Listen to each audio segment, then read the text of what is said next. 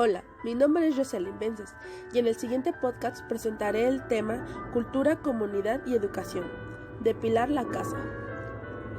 La autora siempre ha estado convencida de que las escuelas no son mucho más que un lugar donde los alumnos y alumnas adquieren conocimientos que puedan ser útiles en algún momento de su vida. Gordon Wills describe muy bien lo que ella intuía de que en las escuelas se aprende una forma de vivir, de pensar, de sentir y de actuar.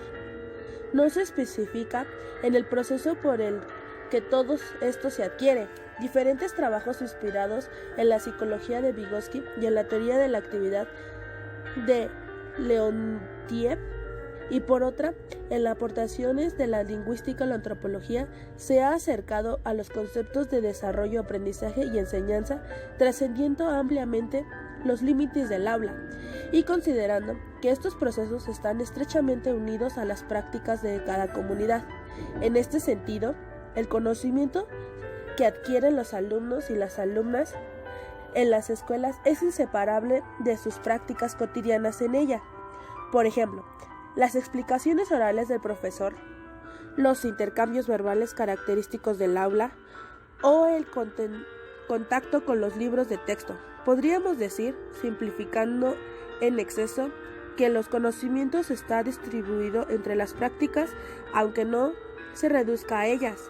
Dos conceptos que aparecen unidos, el de la práctica, con profundas raíces en la filosofía marxista, y en el de la comunidad, que se relaciona con empresas compartidas, distribución de papeles sociales e incluso una relativa proximidad espacio-temporal, aunque esta última no sea una de sus características esenciales.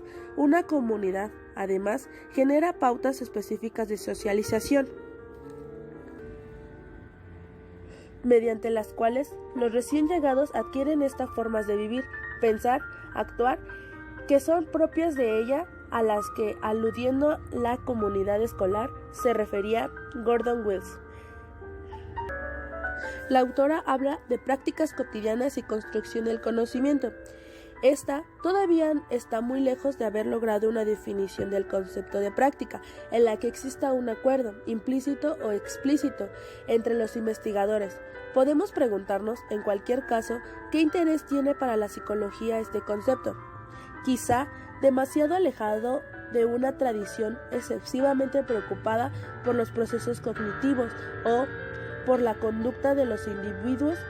Con esta se define en términos de lo que es observable y se describe en relación con los estímulos y respuestas del medio o del organismo en los que sería posible descomponerla. Las prácticas cotidianas se han de interpretarse en el marco de una cultura. Están estrechamente relacionadas con la actividad cotidiana y con la rutina, e inversas en las estructuras sociales en las que las operan un conjunto de actores, atribuyéndose a su vez un significado. Por otra parte, nos dice que proporciona un modo de describir el desarrollo en su contexto. 3. En principio, son las consecuencias de esta formación.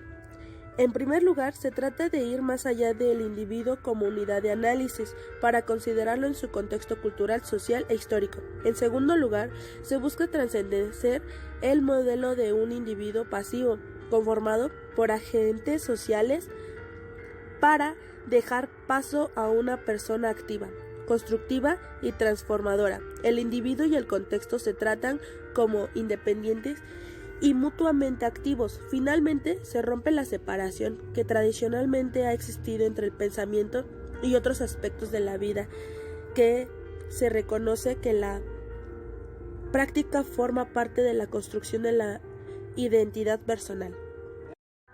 De acuerdo con esto, la cultura, la comunicación y la educación se ha puesto de acuerdo a los conceptos de desarrollo, aprendizaje y enseñanza, trascendiendo a los límites del aula para considerarse que cada proceso esté unido a las prácticas de cada comunidad. Las prácticas que se interpretan dentro de una cultura están estrechamente relacionadas con la actividad cotidiana y con lo rutinario. inversas en las estructuras sociales a través de un significado, además de que proporcionan un modo de dividir el desarrollo en su contexto. De estos son tres principales. El primero busca trascender al modelo de un individuo pasivo, conformado por agentes sociales, para dejar paso a persona activa, constructivista y transformadora. Ese individuo se les puede descubrir como individuos interdependientes y mutuamente activos.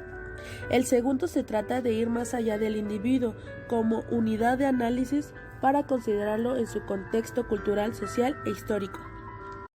En tercera instancia está la separación tradicional que ha existido entre individuos y otros aspectos de la vida para reconocer que el individuo forma parte de la construcción de la identidad personal, sin contar que no reflejan o identifican un orden social o moral, apartando una base para conocer los demás y los valores que quienes actúan proporcionan un camino por el que los niños y niñas llegan a participar de la cultura para ser reproducida o transformada, concluyendo así que las prácticas no existen aisladamente.